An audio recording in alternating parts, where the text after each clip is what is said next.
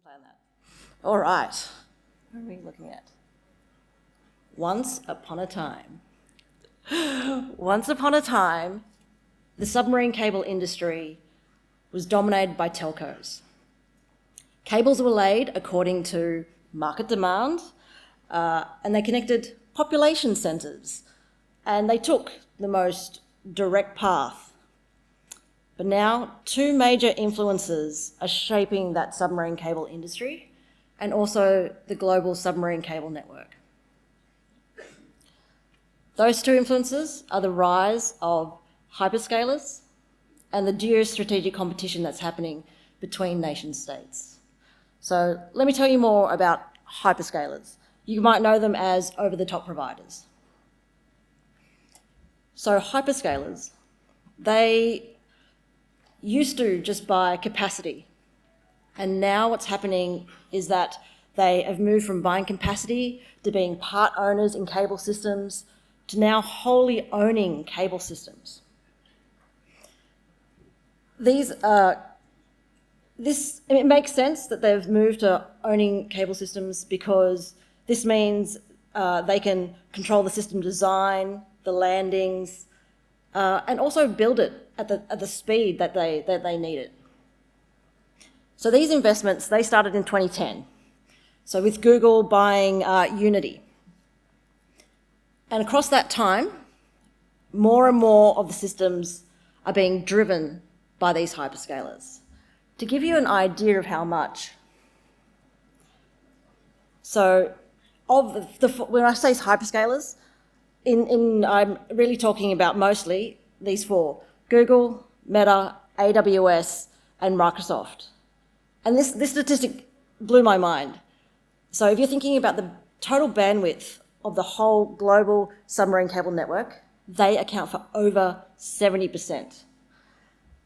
In Trans-Pacific, it's 80%. Transatlantic, it goes up to 92%. That's wild. And if you think about how quickly this has happened, by comparison, in 2016, it was the major demand came from the internet backbone providers. Also, what's interesting to me is I can see this vertical integration happening. So now these hyperscalers own the transmission, they own the data centers, and they own the content. That's wild. Just think about what that means for potential digital dependency risk. They have stewardship of a whole bunch of the world's data, and a lot more of that is sensitive data as well. They're also affecting supply chains because this industry, another statistic that was wild to me is that when people say, oh, we've got a submarine cable project happening, only 52% of announced projects actually make it to completion. 52%. But if it is a hyperscaler-driven project, 100%. Because as soon as it's announced, it's already contract in force, and it will happen. So what that means for suppliers, like the suppliers of cables, the suppliers of the cable laying ships, they like that certainty and they're prioritising those projects. And so that's disadvantaging projects that are run by those that haven't got hyperscaler investment in it. All right, fun fact. Moving on. So I told you about hyperscalers. I'm going to pause a little and give you this fun fact, right? 2010, there are only about 130 cables.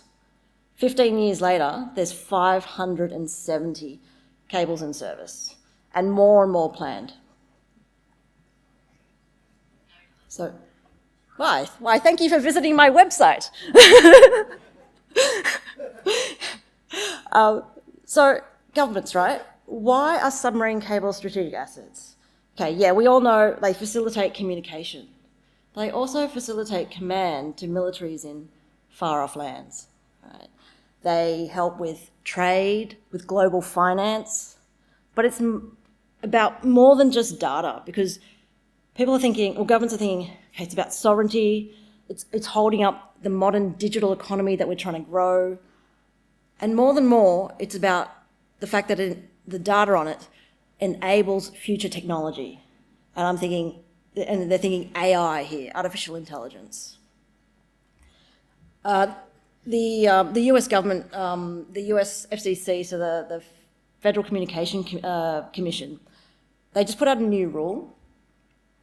And in that press release, it was really quite telling, the link that the US government is putting between submarine cable, the ability to both deal with, or have the current capacity demands and future capacity demands, and how much they're linking that to, I guess, AI technology supremacy, essentially. Now,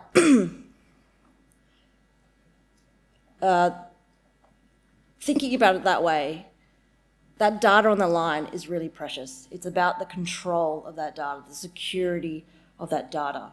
These submarine cable systems is actually about economic power and information advantage. So thinking about national security, what is this like?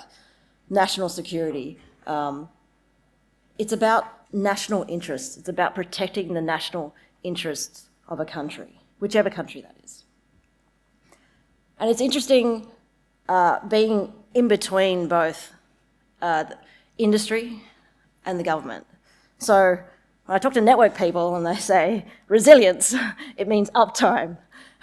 You talk to government people and talk about resilience, it means national resilience. It means thinking not just about uptime, it's putting it all together. You know, do we have redundant routes? Do we have the cable repair ships to repair them? It's a range of, it's like putting the whole picture together. It's about, do we have a backup medium? Do we have, what are we doing with our civil agencies and military agencies in terms of protecting our critical assets and critical infrastructure? And what governments are doing is they're thinking about, well, some governments are thinking about self-sufficiency. In particular, China is thinking about self-sufficiency and the EU is thinking about self-sufficiency. Australia, we're there, but we know we're trying for certain things on self-sufficiency, but it's unlikely that we'll be able to do it all on our own. And what Australia is putting their money into is partnerships. And interestingly, in terms of the questions, when you're talking about national security, the questions governments ask and are thinking about is, you know, in terms of cable systems, who built it? Where does it land? Who can disrupt it? And who can access that data? So what are the instruments of geopolitical influence? You know, we've seen governments use diplomatic and political pressure to create exclusions from supply chains. Most recently, that FCC rule excluding foreign adversaries from cable networks that connect into the US. A lot of countries are using their laws and regulations. So whether that is the US denying licenses for those foreign adversaries into their land, or it's China delaying or denying permits for cable laying into their, I guess, contested territorial waters. But also, it's thinking about those repairs as well. Can you get the repair ships in? And that's causing delays. So because the waters are contested, repair ships don't actually know whose waters that they're actually going to enter. So what they do is they put permits into everyone. They put applications into everyone, which causes delays. Now, what's the effect on the industry and the global submarine cable network from both these hyperscalers and the strategic competition that's happening? And it's affecting connectivity and resilience, it's affecting costs, and it's affecting the supply chain. So in terms of connectivity, you know, which countries can be directly connected together? What routes do they take? It's no longer, I mean, the straightest, most direct route is cheaper, but sometimes there's less business risk if you just go around it. So areas that are being avoided are the South China Sea for the reason of territorial waters, and it's just geopolitically risky, and there's a lot of uncertainty there. But it's also changing where cables land, and part of that, in terms of the hyperscalers, they like that diversity, and it's good for cable resilience as well. So the supply chain one is an interesting one because the cable repair industry is a commercial one. Cable operators will have commercial relationships with cable repair companies, but now, the US government has essentially warned, I think it's Meta and Google, that using a certain China, or I think probably any Chinese repair ship, there may be a security consequence to that, and are actively discouraging that from happening. All right, so geostrategic competition in action. What does this actually look like? What does this actually, So here are a few examples. I put the Pacific Light Cable Network because that happened around, I think, 2019, 2020. And it was really like the first time that it was clear that the US was strongly trying to stop any connectivity direct cable, between the US and China, or Hong Kong, which is a regional hub. What happened there was, I think it's Google and Meta. It was Google and Meta that was part of the consortium, as well as a Hong Kong company with Chinese ownership.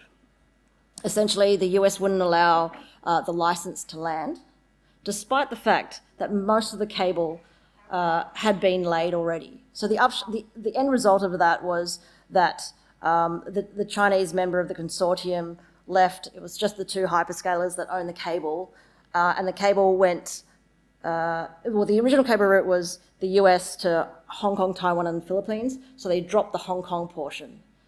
But that Hong Kong portion had already been laid. I don't want to know how many million was lost in that, because that's left unlit and abandoned on the ocean floor.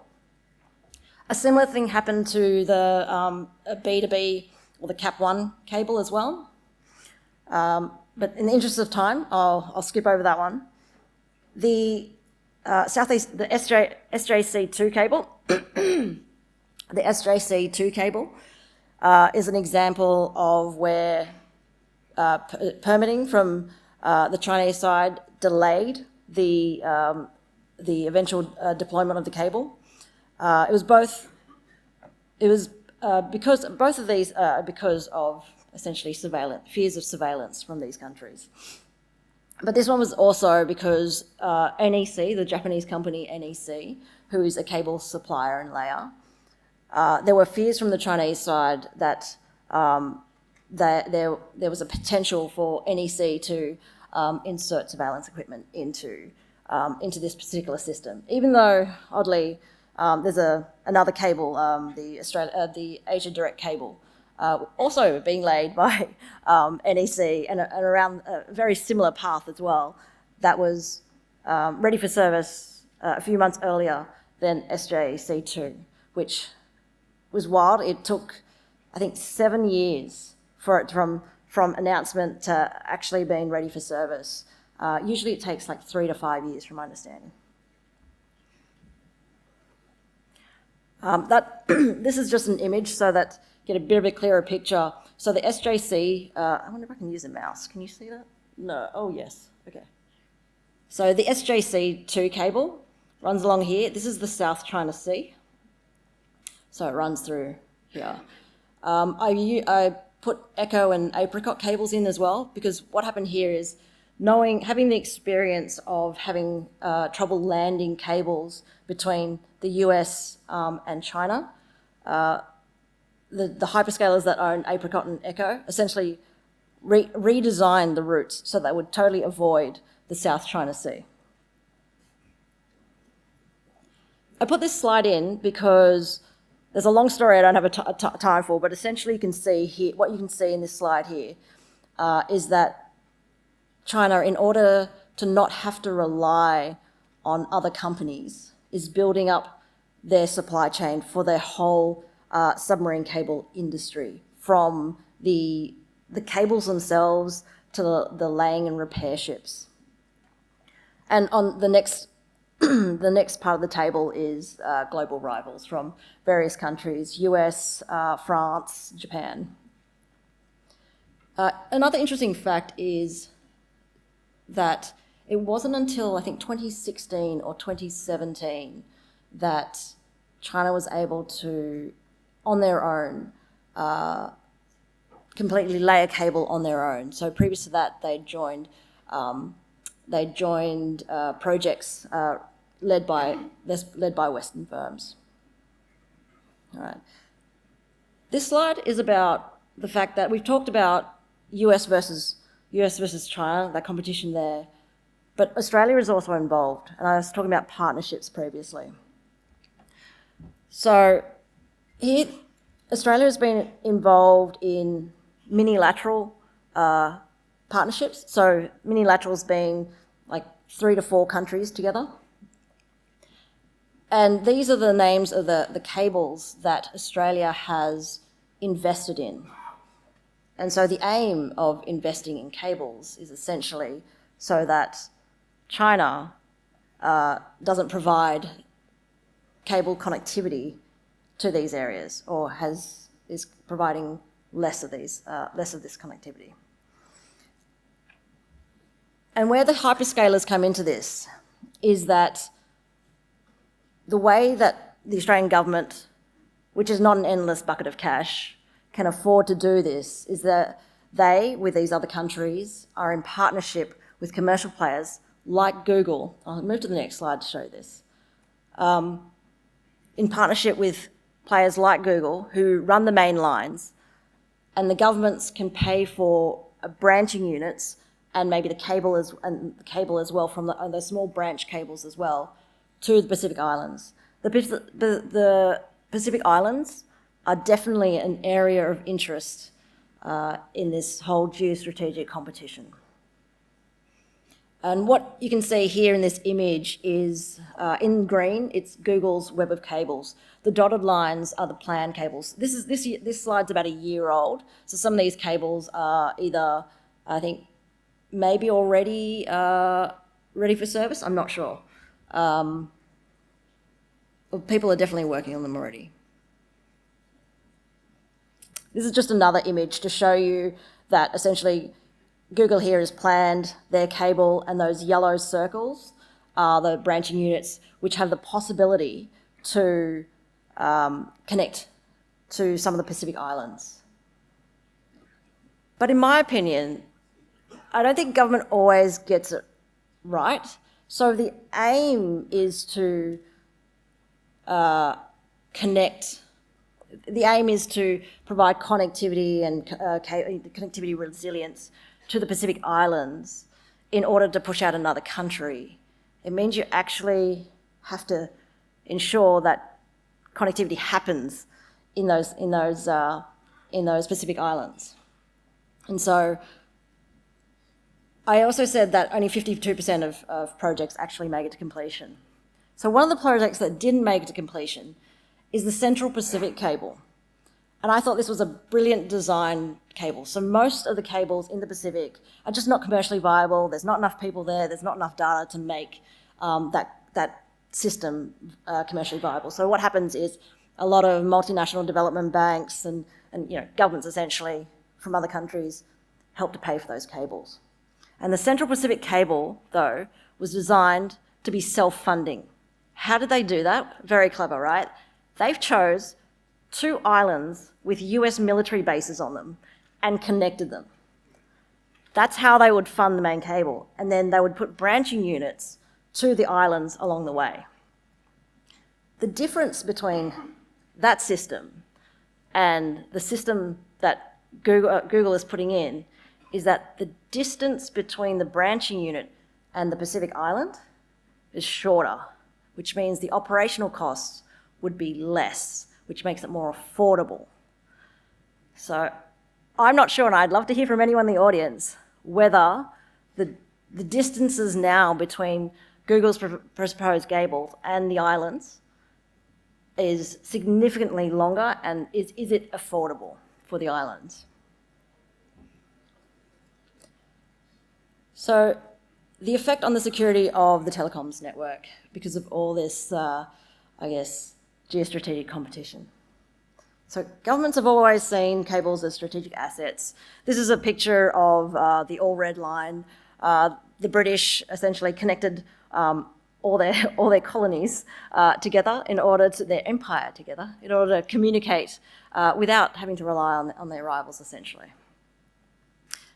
And what we know is that in times of war, when whatever the most high value comms is, that's going to be targeted very early on in the war. We've seen that in the Spanish-American War, we saw that in the First World War. And in peacetime, short of war, surveillance of those comms is more common. We know that from the Cold War, we know that from Snowden disclosures. So interesting times now, because it's not just about like sabotage in war or covert espionage. We're technically not in a war, right? But there's a lot of things happening that are not in the national interest. There are actions happening that are detrimental to a state, but they don't necessarily hit that threshold of conventional warfare. So I'm talking about like boots on the ground, artillery, that kind of thing. What's happening, we're seeing a lot of in around the Baltic Sea, around Taiwan, are these suspicious activities. And I think in the media, you'll mostly hear about them as cable cuts or blowing up of the gas pipelines. The problem with it is that it's hard to tell whether these actions are intentional or not. It's hard to know who to attribute these actions to. And therefore, it's really hard to devise an appropriate response to those things. And that's what people are terming grey zone tactics or hybrid warfare or hybrid threats. But the other part of this hybrid warfare, besides the cable cutting, is that the cyber attack portion. And cyber attack, I think, is probably, it's less seen and it's potentially more of a risk to the network. So so you may have heard of the state-based cyber actor Salt Typhoon and their access into the US telecoms network. There's also one for an intrusion into systems that were managing the cables coming out of Hawaii as well. So cable systems are certainly an active target in these times.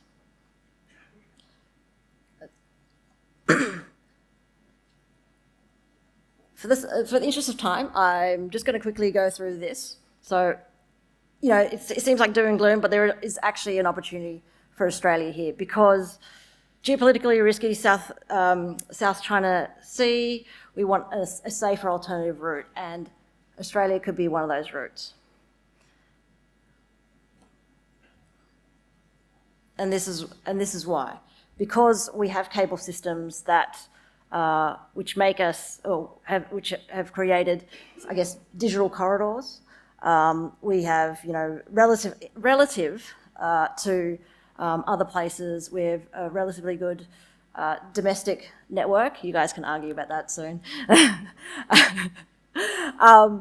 And I mean, also, relatively less tectonic activity, which could damage the cables. And on either side where we have protection zones, you can also argue about whether they protect the cables or not.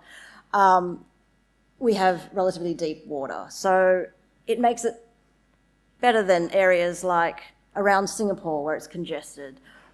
It's around the Malacca Strait or the Sunda Strait.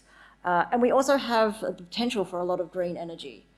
And therefore, this makes Australia a very enticing digital hub, if we get it right. In my opinion, I think the government is very interested in all of this, but the coordination from government is not quite there. There are many different departments thinking about different parts of the picture really, really deeply. They're just not coordinating themselves together. So if you took nothing else from this talk, I hope that you see that geopolitical tensions do pose threats to network security, and that countries are competing for control and security of the infrastructure and access to that data. But there are opportunities for Australia.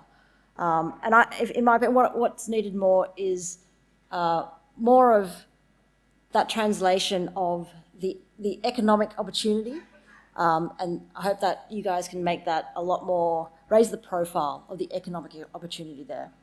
If you enjoyed this, shameless plug for the report that it came from, please. And I'm open to any questions.